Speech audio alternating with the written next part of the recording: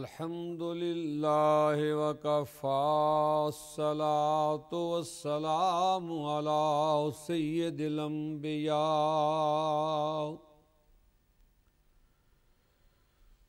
عظیم الرجاء عمیم الجود والعطاء ماحی الذنوب والخطاء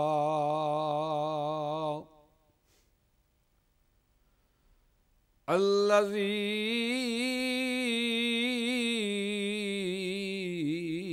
کان نبیا آدم بین الطین والماء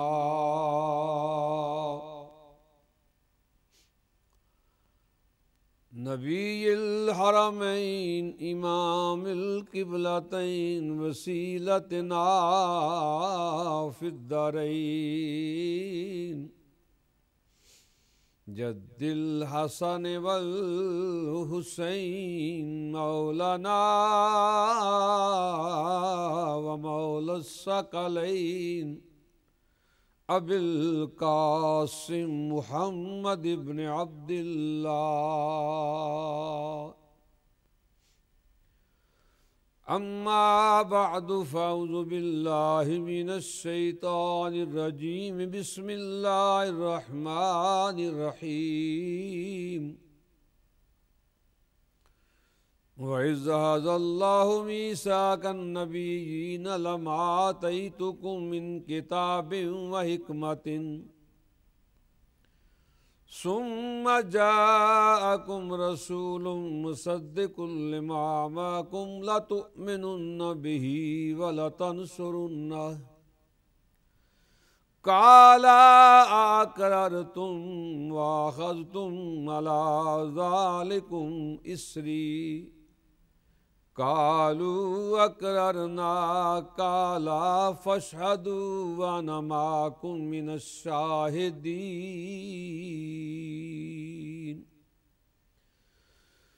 فمن تولى بعد ذلك فأولئك هم الفاسقون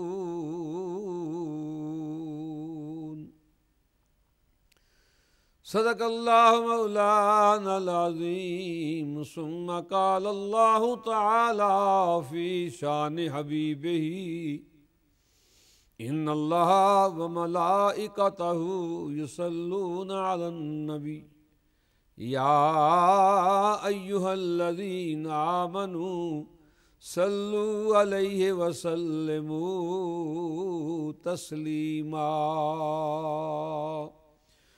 اللہم صلی علی سیدنا و مولانا محمد وعلی آل سیدنا و مولانا محمد معدن الجود والکرم وآلہ الکرام وابنہ الکریم وبارک وسلم۔ اللہ کی حمد و ثنا، ذکر جناب مصطفیٰ علیہ تحیات و ثنا عرض کرنے کے بعد قابل سعادت احترام میرے بزرگوں، نوجوان بھائی و عزیز بچوں، قابل قدر ماں اور بہنوں، ماہ مقدس ربیع الاول شریف کا تشریف لایا، جس ماہ مقدس میں آمنہ کا لال در یتیم، رب کا محبوب، ساری کائنات کا مالک و مختار، جس کو اللہ نے قسیم کائنات بنایا، وہ میرے آقا اس ماہ مقدس میں اس دنیا میں تشریف لائے، جس کو میلاد پاک کا مہینہ کہا جاتا ہے، اور دنیا میں عشاق رسول آمد مصطفیٰ کے چرچے اور میلاد مصطفیٰ کی محفلیں سجانے کا ذوق و شوق اس لیے رکھتے ہیں کہ آمد مصطفیٰ کا تذکرہ، میلاد مصطفیٰ کا ذکر پاک، یہ مومن کی پہچان ہے اور شرک کو ختم کرنے والا یہ عمل ہے۔ جو لوگ یہ کہتے ہیں کہ میلاد کیوں مناتے ہو، کوئی کہتا ہے یہ شرک ہے، کوئی کہتا ہے یہ بدعت ہے۔ شرک اس عمل کو کہتے ہیں جو الہ سمجھ کے کیا جائے۔ ہم میلاد بنا کے یہ بتانا چاہتے ہیں کہ ہمارے کملی والے پیدا ہوئے ہیں، 12 ربیع الاول کو ہوئے ہیں، آمنہ کے گھر آئے ہیں، عبداللہ کے در یتیم بن کر آئے ہیں۔ تو جو پیدا ہو وہ خدا نہیں، جس کے ماں باپ وہ خدا نہیں، وہ تو لم یلد ولم یولد ہے۔ رہا یہ مسئلہ کہ کیا سرکار کا میلاد منانا چاہیے، ذکر مصطفیٰ کرنا چاہیے، کچھ احباب کا یہ کہ میلاد کی بجائے سیرت مصطفیٰ کی کانفرنس سے ہونا چاہیے، ضرور ہونی چاہیے، اور سیرت مصطفیٰ کو اپنانا چاہیے، ضرور اپنانا چاہیے، یہی نجات کا ذریعہ اور سبب بنتا ہے۔ لیکن سیرت مصطفیٰ میں سب سے پہلے میلاد مصطفیٰ آتا ہے کہ مصطفیٰ کی آمد کیسے ہے، اور قربان جائیں رحمت عالم کی شان پر کہ میرے آقا کی ذات وہ ذات ہے کہ جس کا ذکر ولادت سے پہلے بھی تھا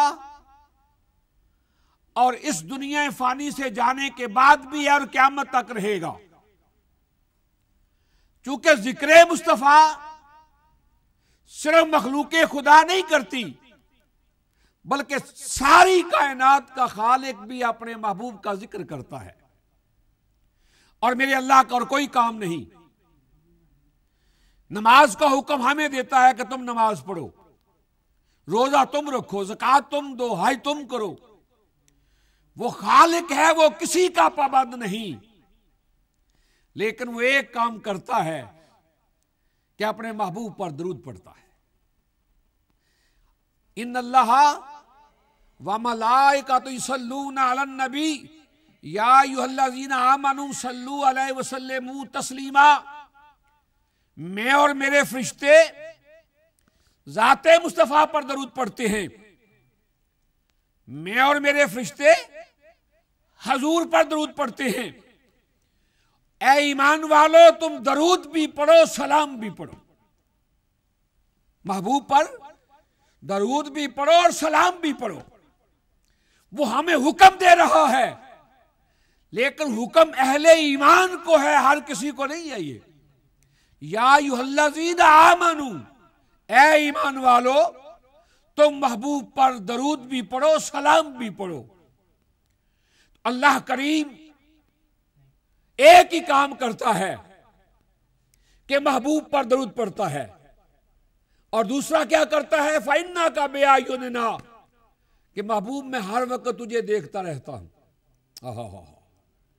محبوب کو دیکھتے رہنا اور محبوب پر درود پڑھتے رہنا، یہ کائنات کے خالق کا کام ہے۔ اسی کائنات کے خالق نے اپنے محبوب کا میلاد بنایا۔ میلاد میں کیا ہوتا ہے؟ ولادت مصطفیٰ کا ذکر ہوتا ہے، آمد مصطفیٰ کا تذکرہ ہوتا ہے کہ میرا محبوب آئے گا۔ یہی تذکرہ غلام بھی کرتے ہیں، یہی تذکرہ اس خالق نے بھی کیا اور انبیاء میں کیا۔ گروہ انبیاء کو جمع کیا، ان کی ارواح کو خطاب کرتے ہوئے کہا، اور ان کو نبوت کا منصب دینے سے پہلے ان سے عہد لیا، اگر کتاب و حکمت اور نبوت تمہیں میں دے دوں تو مجھ سے وعدہ کرو کہ ثم جاءکم رسول، پھر میرا رسول آ جائے، تمہاری نبوت رسالت جو بن پر ہو، اور اس کے بعد میرا رسول آئے، اس کے بعد میرا۔ یا اللہ وہ کیسا ہے؟ فرمایا مصدق لما معکم، وہ تمہاری نبوتوں کی تصدیق کرنے والا ہوگا۔ کیا کریں؟ لَتُؤْمِنُنَّ بِهِ وَلَتَنْصُرُنَّهُ، اس پر ایمان بھی لانا اور اس کی امداد بھی کرنا۔ قَالَ أَقْرَرْتُمْ وَأَخَذْتُمْ عَلَىٰ ذَلِكُمْ إِصْرِي، کیا تم اس بات کا اقرار کرتے ہو؟ نبیوں سے خدا کہہ رہا ہے، اور اس بات کو معمولی نہ سمجھنا، یہ تم پر میرا بھاری ذمہ ہے۔ کس بات کا؟ کہ میرا محبوب آ جائے تم اس پر ایمان لانا، لا الہ الا اللہ محمد رسول اللہ پڑھنا۔ ہر نبی سے اللہ نے عہد لیا، اور نبی اپنی عہد سے پھرتے نہیں ہیں، وہ وعدے کے پکے ہوتے ہیں۔ نبی بھی عیب نہیں ہوتا، وہ بے عیب ہوتا ہے۔ یہ کہا کہ تم پر میرا بھاری ذمہ ہے، پھر کہا قالا فاشہدوا، تم ایک دوسرے پر گواہ ہو جاؤ، وانا معکم من الشاہدین، میں بھی گواہوں میں سے ایک گواہ ہوں۔ اس کے بعد ہر نبی نے آمد مصطفیٰ کا تذکرہ کیا ہے۔ آدم کی توبہ اسی نام کے صدقے، کشتی نوح کا کنارے لگنا اسی نام کے صدقے، اگر نام محمد را نیا ورد شفیع آدم، نہ آدم یافتے توبہ نہ نوح ازغر کے نجینا۔ جامی کہتا ہے، علامہ جامی کہتے ہیں، وہ کہتے ہیں کہ خدا بھی محبوب پر درود پڑھتا ہے، اور میں بھی اسی آقا پہ درود پڑھتا ہوں، اور اپنے وجدان میں کہتا ہے کہ من از عشق محمد ریش دارم، میرا دل تو محبت مصطفیٰ میں پارا پارا ہو چکا ہے۔ کہتے ہیں کوئی بات نہیں، من از عشق محمد ریش دارم رقابت با خدائے خیش دارم، کہتے ہیں میرا دل تو حضور کی جدائی میں محبت میں تڑپ رہا ہے۔ کہتے ہیں میں بھی کوئی معمولی نہیں ہوں، رقابت با خدائے خیش دارم، میں بھی اپنے خدا کا رقیب ہوں۔ وہ بھی درود پڑھتا ہے مصطفیٰ پر، میں بھی درود پڑھتا ہوں مصطفیٰ پر۔ وہ بھی محبوب کو چاہتا ہے، میں بھی محبوب کو چاہتا ہوں، اور یہ فطرت ہے، ہر کوئی چاہتا ہے کہ میرے محبوب کا ذکر ہو۔ طالب چاہتا ہے مطلوب کا ذکر ہو، ذاکر چاہتا ہے مذکور کا ذکر ہو، عاشق چاہتا ہے معشوق کا ذکر ہو، بلبل چاہتی ہے پھول کا ذکر ہو، شمع چاہتا ہے پروانے کا ذکر ہو، خدا چاہتا ہے میرے مصطفیٰ کا ذکر ہو، اور سنی بھی چاہتا ہے کہ میلاد مصطفیٰ ہو، حضور کا ذکر ہو۔ ہر کسی کی تمنا ہے کہ وہ اپنے محبوب کا ذکر کرے۔ خدا بھی محبوب کا ذکر کر رہا ہے، میلاد منا رہا ہے، انبیاء میں ملا رہا ہے، انبیاء کو کہہ رہا ہے کہ تم مجھ سے وعدہ کرو کہ میرا محبوب آ جائے تو تم میرے محبوب پر ایمان لانا، اس کا کلمہ پڑھنا، لا الہ الا اللہ محمد رسول اللہ پڑھنا۔ ہر نبی نے یہ عہد کیا، گواہ بنایا، خود گواہ بنا۔ اور آخری بات ڈاکٹر صاحب جو کہی ہے اللہ نے، فَمَن تَوَلَّى بَعْدَ ذَلِكَ فَأُولَٰئِكَ هُمُ الْفَاسِقُونَ، جو اپنے عہد سے اپنی بات سے پھر گیا، نبوت تو بڑی دور کی بات ہے، وہ تو انسانوں میں بھی نہیں رہے گا، فاسق ہو جائے گا، گناہگار، نبوت کا منصب ختم۔ پتہ چلتا ہے کہ انبیاء کو نبوت بھی میرے آقا کے صدقے ملی ہے، اور نبی بھی وہی نبی ہے جس کی تصدیق آمنہ کے لال نے کی ہے، جو کہ مصدق لما معکم، یہ تمہاری نبوتوں کی تصدیق کرے گا۔ ہر نبی نے آمد مصطفیٰ کے تذکرے کیے۔ حضرت موسیٰ کلیم نبیوں میں بڑی شان والا نبی ہے۔ تلک الرسل فضلنا بعضهم علی بعض، اللہ نے بعض رسولوں کو بعض پر فضیلت دی ہے۔ منہم من کلم اللہ، بعض وہ ہے جن کے ساتھ اللہ نے کلام کیا ہے۔ وہ کلام کرنے والا جو ہے نا، وہ کلیم ہے، جس نے ڈائریکٹ اللہ سے گفتگو کی ہے۔ وہ کلیم بڑی شان والا نبی ہے، لیکن اس نبی نے، کلیم نے اللہ کی بارگاہ میں عرض کی کہ یا اللہ مجھے امت مصطفیٰ عطا کر دے، امت مصطفیٰ عطا کر دے۔ پتہ چلتا ہے کہ حضور کی امت کا بھی بڑا مقام ہے، کیونکہ رسولوں کو بعض پر فضیلت اللہ نے دی ہے، اسی طرح ان کی امتوں کو بھی فضیلت اللہ نے دی ہے۔ میرے مصطفیٰ تمام نبیوں کے سردار ہیں، اور تمام نبیوں سے افضل ہیں، اور تمام نبیوں کے تاجدار اور امام ہیں۔ حضور کی امت بھی ساری امتوں کی سردار ہے، حضور کی امت بھی ساری امتوں کی سردار ہے۔ حضور کی امت سب سے اونچی امت ہے۔ حضور کی امت گناہگار سے ہی، سیاہکار سے ہی، بد کردار سے ہی، لیکن سرکار کی امت باقی ساری امتوں سے افضل ہے، اس لیے کہ حضور افضل ہیں، اور حضور سے جس کی نسبت ہو جائے وہ جگہ بھی بولو۔ کعبۃ اللہ خدا کا گھر ہے، کعبۃ اللہ خدا کا گھر ہے. زمین والوں کے لیے کعبہ سب سے افضل ہے. جو کعبہ شریف ہے وہ زمین والوں کا قبلہ ہے, کعبہ ہے, اور زمین والے اس کا طواف کرتے ہیں. اسی کعبے کے بالکل اوپر آسمان والوں کے لیے قبلہ جس کو بیت المعمور کہتے ہیں, وہ آسمان کے ملائکہ کا قبلہ ہے, یہ زمین والوں کا قبلہ ہے.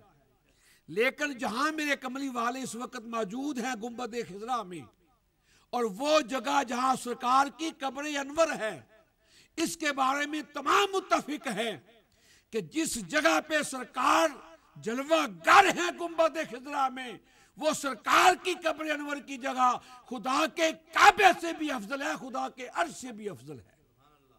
اس لیے اس جگہ کی نسبت مصطفیٰ کریم سے ہے. جس مٹی کو, جس زمین کو سرکار سے نسبت ہو جائے, وہ زمین کا مرتبہ یہ ہے کہ وہ کعبے سے بھی افضل ہے اور خدا کے عرش سے بھی افضل ہے. یہ امت مصطفیٰ جو میلاد منا رہے ہیں اور آمد مصطفیٰ کے چرچے کرنے کے لیے چراغاں کر رہے ہیں, انہیں نسبت ہے مصطفیٰ کریم سے. جیسے بھی ہیں تو حضور کے نا, بولو ہے تو حضور کے نا. اگر اچھے حضور کے ہیں تو گناہگار بھی حضور کے ہیں. بلکہ میرے حضور نے تو قیامت کے دن حد کر دی, فیصلہ کر دیا. خدا نے ہر نبی سے پوچھنا ہے کہ آدم تجھے امت کے نیک چاہیے کے بعد, تو وہ کہیں گے یا اللہ مجھے نیک دے دے اور گناہگار تو لے لے. خدا حضرت نوح سے پوچھے گا تجھے امت کے نیک چاہیے کے بعد, وہ کہیں گے یا اللہ نیک مجھے دے دے گناہگار تو لے لے. خدا موسیٰ کلیم سے پوچھے گا امت کے نیک چاہیے کے بعد, وہ کہے گا یا اللہ نیک میرے گناہگار تیرے. خدا عیسیٰ روح اللہ سے پوچھے گا امت کے نیک چاہیے کے بعد, یا اللہ نیک میرے گناہگار تیرے. لیکن جب تیرے اور میرے آقا کی باری آئے گی, خدا پوچھے گا محبوب تجھے امت کے نیک چاہیے کے بعد, عرض کریں گے مولا صالحون للہ و طالحون لی, یا اللہ نیک تیرے حوالے گناہگار میرے حوالے. وہ حضور تو آئے ہی گناہگاروں کے لیے ہیں. موسیٰ کلیم بڑی شان والا نبی کہتا ہے کہ یا اللہ مجھے اپنے محبوب کی امت دے دے, مجھے اپنے محبوب کی امت دے دے. قوم موسیٰ بڑی قوم تھی, بڑی نخریلی قوم, بگڑی ہوئی قوم, مطالبے کرنے والی, اور نبی اس کے مطالبے پورے کرتا تھا. ہمیں آسمان سے من و سلوہ آئے, آسمان سے من و سلوہ آیا, ہمارے قبیلوں کے لیے چشمے پانی کے جاری کر دو. آسا ہے موسیٰ کلیم کے ہاتھ میں, اس آسے کا بھی کمال ہے. کبھی درختوں سے پتے اتارتے ہیں بکریوں کے لیے, کبھی ٹیک لگاتے ہیں اپنے سونے کے لیے, کبھی جادوگروں کے سامنے پھینکتے ہیں تو سانپ اژدہا بنتا ہے, اور کبھی اسی آسے کو زمین پر مارتے ہیں تو پانی ابلتا ہے. اب یہ قوم ایسی بگڑی ہوئی ہے, کہتی ہے کہ ہمیں پانی چاہیے, اور چاہیے بھی پہاڑ سے, زمین سے نہیں, پہاڑ سے, پتھر سے. بھئی ایک ہی چاہیے, نہیں 12 قبیلے یا 12 چشمے چاہیے. کتنا اتفاق ہے اس قوم کا, دیکھو نا, 12 قبیلے ہیں, 12 چشمے چاہیے. قرآن کہتا ہے اللہ کے کلیم نے عرض کی یا اللہ پاک قوم کہتی ہے 12 چشمے چاہیے, فرماتا ہے پریشان کیوں ہے, اللہ فرماتا ہے پریشان کیوں ہے, تیرے ہاتھ میں آسا جو ہے اس کو مار. فن فجرت من حسنۃ عشرۃ عینا, خدا نے 12 چشمے جاری کر دیے. آسا مارا, بول کرنے سے پانی نہیں نکلتا, پتھر ہے سامنے, اللہ کے نبی نے آسا مارا, 12 چشمے جاری کر دیے. اب دریائے نیل سے نکلنا ہے, آؤ بے چلیں, فرعون پیچھے لگا ہوا ہے, آؤ چلیں. نہیں چلے گی, پہلے راستہ بنا پانی میں, پہلے راستہ بنا پانی میں, بن جائے گا راستہ. نہ 12 قبیلے ہیں, 12 راستے بنے, 12 راستے بنے, 12 راستے بن گئے. اب کہتے کیا ہیں, ہم ایک دوسرے کو دیکھنا بھی چاہتے ہیں. اگر پانی کی دیوار آ جائے, ایک دوسرے کی کیسی قوم ہے, ہم ایک دوسرے کو دیکھنا بھی چاہتے ہیں.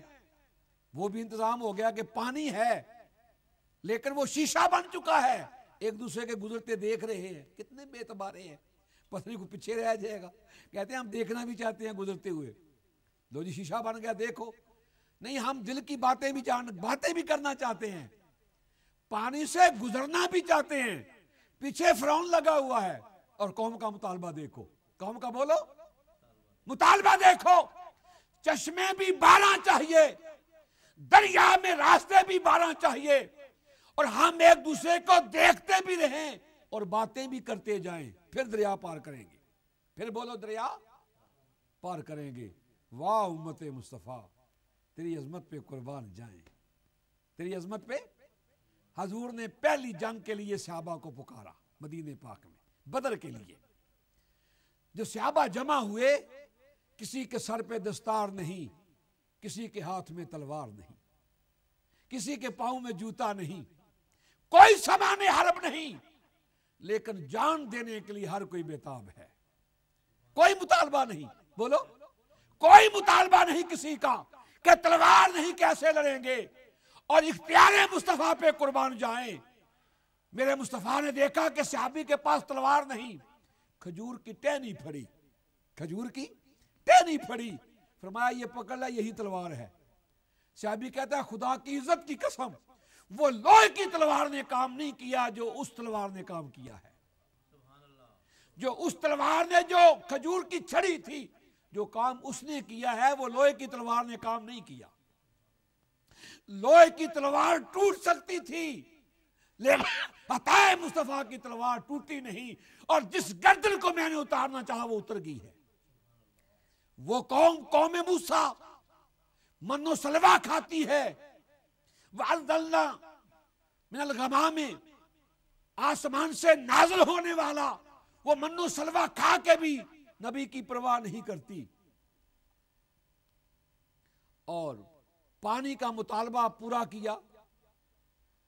دشمن پیچھے ہے، دریا میں جانا ہے، کہتے ہیں راستے بنا، پانی کو ہٹا، اور ہم دیکھتے بھی جائیں، 12 قبیلے اپنا اپنا قبیلہ لے کے جائیں گے۔ نبی نے ہر بات پوری کی۔ وہ نبی جانتا تھا کہ میرے مصطفیٰ کی امت بڑی شان والی ہے۔ آج 1400 سال گزرنے کے بعد ڈاکٹر صاحب ہم نے سرکار کی زیارت نہیں کی ہے، ہمیں سرکار کی صحبت حاصل نہیں ہے۔ صحابہ تو سرکار کو دیکھا تھا نا، ہر کوئی فدا ہے بن دیکھے، دیدار کا عالم کیا ہوگا، دیدار کا عالم کیا ہوگا، ہم نے دیکھا نہیں۔ آج بھی ہمارے فوج کے جوان، ہر مصطفیٰ کا غلام عظمت مصطفیٰ کے لیے بچے بھی قربان کرتا ہے، جان بھی قربان کرتا ہے۔ کوئی ایسا مومن نہیں جو سرکار کی ناموس کے لیے اپنی جان کا نذرانہ پیش نہ کرے۔ اولاد بھی قربان کرنے کے لیے تیار ہیں، جان بھی قربان کرنے کے لیے تیار ہے۔ تو موسیٰ کلیم کہتا ہے یا اللہ مجھے امت مصطفیٰ عطا کر۔ پتہ چلتا ہے کہ امتی تیرا بڑا مرتبہ ہے، تجھے کلیم مانگتا ہے، کیونکہ کلیم اس قوم کا نبی تھا جو قوم مطالبے بھی کرتی تھی۔ بندہ مر گیا، بندہ، سارا قبیلہ اکٹھا ہو کے آ گیا کہ قاتل کون ہے ہمیں بتا۔ نبی سے کہا کہ بتا قاتل کون ہے۔ یا اللہ پاک قوم اکٹھی ہو کے آ گئی ہے، کہتے ہیں کہ بتا قاتل کون ہے، تو ہی بتا قاتل کون ہے۔ فرمایا نے کہیں کہ ایک گائے لیں، اس کو ذبح کریں، اس کی پٹھ کا گوشت اتاریں، مردے کو ماریں، یہ زندہ ہو کے خود بتائے گا مجھے کس نے قتل کیا ہے۔ اللہ کے نبی نے کہا بھائی یہ گائے لو، اسے ذبح کرو، اس کا گوشت جو ہے وہ کاٹ کے اس مردے کو مارو، اور مردہ زندہ ہو کے بتائے گا۔ اس نے کہا اچھا پہلے یہ بتا کہ وہ گائے کیسی ہو، اس کا رنگ کیسا ہو، اس کے سینگ ہوں کہ نہ ہوں، اس کی عمر کیا ہو، وہ دودھ والی ہو کہ بغیر دودھ کے ہو۔ لو جی مطالبے پر دیکھو قوم کا حال۔ نبی نے سمپل بات کہی ہے، گائے لو، ذبح کرو، گوشت مارو، مردہ بولے گا۔ قوم کہتی ہے رنگ بتا، عمر بتا، شکل بتا، اس کی نسل بتا۔ جو جو قوم مطالبہ کرتی گئی کنڈیشنیں بڑھتی گئی، کنڈیشنیں بڑھتی گئی۔ جو اللہ نے کنڈیشنیں دی اس کنڈیشن پر ایک ہی گائے تھی، جو ایک یتیم کی تھی. کس کی تھی بولو؟ یتیم کی تھی. اور وہ یتیم جو تھا وہ ماں کا بڑا فرما بردار تھا. وہ یتیم ماں کا بڑا تابعدار تھا. گائے مل گئی، گائے مل گئی، لیکن قیمت کے لیے بیٹا راضی نہیں. وہ ماں سے پوچھتا ہے، ماں کہتی بیٹا نہیں بیچنی. وہ پھر کو قیمت لاتے ہیں، بیٹا نہیں بیچنی. آخر میں قیمت مقرر ہوئی، اس گائے کی کھال میں سونا ہم دے دیں گے، تو ہمیں گائے دے دے. پتہ چلتا ہے جو ماں کا فرما بردار ہوتا ہے نا، اس کو اللہ مال بھی دیتا ہے، ماں کے صدقے دیتا ہے. بولو ماں کے صدقے دیتا ہے. جو ماں کا فرما بردار ہوتا ہے نا، اللہ کریم اسے مال بھی دیتا ہے، عزت بھی دیتا ہے. وہ یتیم ماں کا فرما بردار تھا. آج تو بچہ تھوڑا سا عقل مند ہو جائے، پڑھ لکھ جائے تو ماں کی پرواہ نہ کرتا. وہ بار بار ماں سے پوچھتا ہے، ماں اتنی قیمت لگی ہے، دوں کہ نہ دوں. اچھا، پوری قوم نے مطالبہ کیا، اس کی کنڈیشنیں لگ گئی. گائے ایک ہی تھی، وہ گائے لی. پھر یہ سورہ البقرہ جو ہے نا، پہلی سب سے بڑی سورت جو ہے نا البقرہ، الف لام میم ذالک الکتاب سے شروع ہوتی ہے. جو یہ بقرہ اسی گائے کے نام پر ہے. بقرہ کا معنی ہے گائے. جو کہ اس میں ذکر ہے موسیٰ علیہ السلام کا، اس گائے کا ذکر ہے، اس واقعے کا ذکر ہے. اللہ کریم نے اہم بات کے نام پر اس پوری سورت کا نام رکھ دیا ہے. جیسے سورہ المائدہ ہے، دسترخوان. اسی قوم نے مطالبہ کیا تھا کہ یا اللہ ہمارے لیے کھانا بھی آئے، من و سلوہ بھی آئے. تو بات ایک ہی تھی، لیکن اسی نام پہ پوری سورت کا نام رکھ دیا. جس طرح واقعہ یوسف علیہ السلام کا ہے تو نام سورت کا یوسف، سورہ یوسف رکھ دیا ہے. تو اس میں اللہ کریم نے سورہ البقرہ جو ہے یہ 2.5 پارے کی سورت ہے. سب سے بڑی سورت یہ ہے 2.5 پارے کی. تو اللہ کریم نے اس قوم کے، جو قوم موسیٰ تھی، ان کا مطالبہ دیکھو. پھر قربان جائیں اس کی بے نیازیوں کے. مردہ گائے کا گوشت، مردے کو مارا وہ زندہ ہو گیا. بولو وہ زندہ ہو گیا. اور اس مردے نے زندہ ہو کے بتایا کہ مجھے میرے بھتیجے نے قتل کیا ہے جائیداد کے لیے، وراثت کے لیے، مال و زر کے لیے. تو قوم جو مطالبہ کرتی تھی، جو قوم چاہتی تھی، نبی وہ پورا کرتا. لیکن واہ امت مصطفیٰ، تو نے کبھی اپنے آقا سے مطالبہ نہیں کیا. بولو کبھی اپنے آقا سے. غلام تو منتظر رہتے کہ آقا کوئی ارشاد فرمائیں، زبان طرح سے کوئی بات نکلے تو ہم پوری کریں. اور وہ قوم کھانا منو سلوا، چشمہ اپنا اپنا پانی پینے کے لیے ہر مطالبہ منظور ہے. اور جب لڑائی کا وقت آیا نا تو کہنے لگے فَاذْهَبْ أَنْتَ وَرَبُّكَ، اے موسیٰ تو جا اور تیرا خدا جا کے لڑے. ہم لڑنے کے لیے نہیں ہیں، ہم لڑنے کے لیے، ہم کھانے کے لیے، لڑنے کے لیے نہیں ہیں. قربان جائیں امت مصطفیٰ پر. سامان حرب نہیں ہے، تلوار نہیں ہے، دستار نہیں ہے، پاؤں میں جوتا نہیں ہے. ارے بڑے تو بڑے رہ گئے. وہ معاذ اور معوذ جو بچے تھے، افرا کے بیٹے تھے، اس کی ماں نے بھی کہا آج میرا خامند ہوتا تو سرکار کی غلامی میں جاتا. ماں کو روتے ہوئے دیکھا بچوں نے، کہا ماں کیا ہوا، باپ نہیں ہے تو ہم جو ہے. تو ماں نے ننھی ننھی تلواریں دے دی نا بچوں کو. وہ بھی سرکار کی بارگاہ میں آ کے پہنچ گئے، مدینے کے بعد جہاں سرکار سفرائی کر رہے تھے. ان بچوں کو حضور نے دیکھا جو 7 اور 9 سال کی عمر کے ہیں. حضور نے فرمایا بیٹا تم جاؤ، بچے ہو بھی چھوٹے ہو. بوڑھوں کو بھی حضور نے واپس کیا جو سفر نہیں کر سکتے تھے، تم بھی جاؤ. لیکن قربان جائے رمضان ہے، اور رمضان فرض بھی اسی سال ہوا ہے، تو روزہ ہے. تو بچوں نے کہا یا رسول اللہ ہم تو ماں سے وعدہ کر کے آئے ہیں، یا رسول اللہ لڑائی کے لیے طاقت چاہیے. فرمایا ہاں طاقت چاہیے. یا رسول اللہ ہم دونوں بھائی آپس میں کشتی کرتے ہیں، جو ہم سے گرا لے گا وہ چلا جائے گا. بڑے کو حضور نے کہا چل تو داخل ہو جا، ذوق سے آیا، ماں سے وعدہ کر کے. چھوٹے سے کہا واپس چلا جا. کہ یا رسول اللہ اگر میں اپنے بھائی سے کشتی کروں، اسے اگر گرا لوں تو پھر تو جا سکتا ہوں نا. حضور مسکرائے، بے خبر ہو جو غلاموں سے وہ مولا کیا ہے. حضور کے دل کی کیفیت کو جانتے تھے. جب دونوں بھائی کشتی کرنے لگے تھے، چھوٹا کہتا ہے بڑے سے تو بڑا ہے نا، تیرا کام تو بن گیا ہے، تجھے ماں کے دودھ کا واسطہ گر جا، میرا کام بھی بن جائے. تو بڑا زمین پر، چھوٹا چھاتی پہ بیٹھ کے کہتا ہے کملی والے دیکھ لو میں نے گرا لیا۔ حضور نے مسکرا کر فرمایا چل بیٹا تو بھی داخل ہو جا۔ وہ معاذ اور معوذ 7-9 سال کے بچے ہیں جنہوں نے ابو جہل کو قتل کیا، اتنے بڑے سردار کو۔ بدر میں جو ابو جہل کو قتل کرنے والے ہیں وہ معاذ اور معوذ ہے، اور وہ حضور کا غلام عبداللہ ابن مسعود، چھوٹے قد کا عبداللہ ابن مسعود، جب ابو جہل کی چھاتی پہ بیٹھا نا، اس نے دیکھا تو چرواہے کا بیٹا مکے کے سردار کی چھاتی پہ کھڑا ہو گیا ہے، تجھے جرأت کیسے ملی؟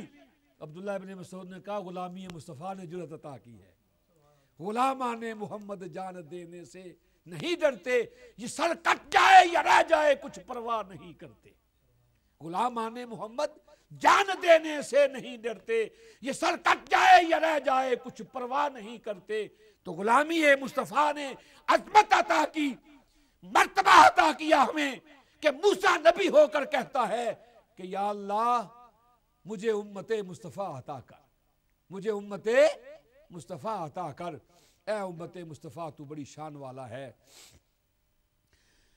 میں اپنے ناظرین سے اور اپنے نمازیوں سے عرض کروں کہ وقت جو ہے نا وہ پھر تبدیل ہو رہا ہے، کیونکہ کافی جو ہمارے دفتر کے معمولات ہیں ان کے مطابق چیمہ صاحب بھی تشریف لے آئے ہیں، تو جو ہمارے وقت ہے نا انشاءاللہ میں 12:30 تو تقریر شروع کر دیتا ہوں، اور 1 بجے تک تقریر رہے گی، اس کے بعد سنتے خطبہ 1:15 بجے تک ہم نماز سے فارغ ہو جایا کریں گے، کیونکہ جو حضرات دفتر چھوڑ کے آتے ہیں ان کو چھٹی 1 گھنٹے کی ہوتی ہے، 12:30 سے 1:30 بجے تک غالباً چھٹی ہوتی ہے، یا 12 سے 1 بجے تک ہوتی ہے، تو وہ ٹائم تھوڑا نکال لیتے ہیں، اس لیے آئندہ آپ مہربانی فرمایا کریں، تو 12:30 اگر آپ آ جایا کریں تو میرا بھی حوصلہ دیکھیں نا کہ میں ہزاروں کے مجموع میں تقریر کرنے والا بندہ تنہا آواز کرتا ہوں، لیکن میرا یہ ایمان ہے کہ میں کسی کو خوش کرنے کے لیے آواز نہیں کرتا، صرف اپنے آقا کی عظمت بیان کرنے کے لیے، اپنے مولا کو راضی کرنے کے لیے، یہاں کوئی ہو یا نہ ہو، لیکن یہ ڈی ایم کو اعزاز حاصل ہے، 180 ملکوں میں